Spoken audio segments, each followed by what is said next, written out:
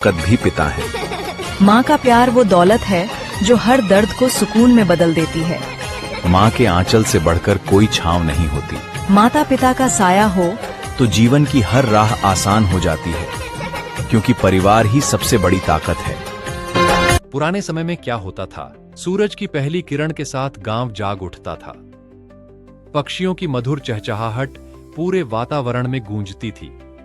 मिट्टी की सौंधी खुशबू हवा में घुली रहती थी। हर घर में सादगी, अपनापन और संतोष का माहौल हुआ करता था। लोग एक दूसरे को मुस्कुराकर राम राम कहते थे। किसी के मन में भागदौड़ या जल्दबाजी नहीं होती थी। हर चेहरे पर सुकून, प्रेम और अपनापन साफ दिखाई देता था। एक ही आंगन में दादा दादी, माता पिता, चाचा चाची और बच्चे साथ रहा करते थे। सुबह उठते ही छोटे बड़े सभी बड़े बुजुर्गों के चरण छूकर उनका आशीर्वाद लिया करते थे। दादा दादी छोटे बच्चों को प्यार से गोद में खिलाया करते थे। पूरा परिवार एक साथ बैठकर दिन की शुरुआत करता था और हर पल में प्रेम झलकता था। सुबह सुबह किसान अपने बैलों के साथ खेतों की ओर निकलते थे। लकड़ी के हल से खेत जोते जाते थे। बैलों के गले में बंधी घंटियों की मधुर आवाज खेतों में गूंजती रहती थी। चारों ओर हरी भरी फसलें लहलहाती थीं। किसानों के चेहरों पर मेहनत की चमक और संतोष की मुस्कान दिखाई देती थी। कुछ देर बाद किसान की पत्नी सिर पर घर का बना भोजन लेकर खेत में पहुंचती थी। सबसे पहले बैलों को चारा और पानी दिया जाता था। उसके बाद पूरा परिवार पेड़ की ठंडी छांव में बैठकर रोटी, दाल, सब्जी, प्याज और छाछ के साथ भोजन करता था।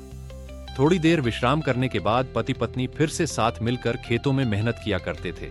गांव की महिलाएं सुबह से शाम तक घर का काम करती थीं। वे पशुओं की देखभाल करती थीं, कुएं या तालाब से पानी भरकर लाती थीं, मिट्टी के चूल्हे पर भोजन बनाती थीं और जरूरत पड़ने पर खेतों में अपने पति का हाथ भी बंटाती थीं। उनके चेहरों पर थकान कम और संतोष, आत्मविश्वास तथा आत्मसम्मान अधिक दिखाई देता था।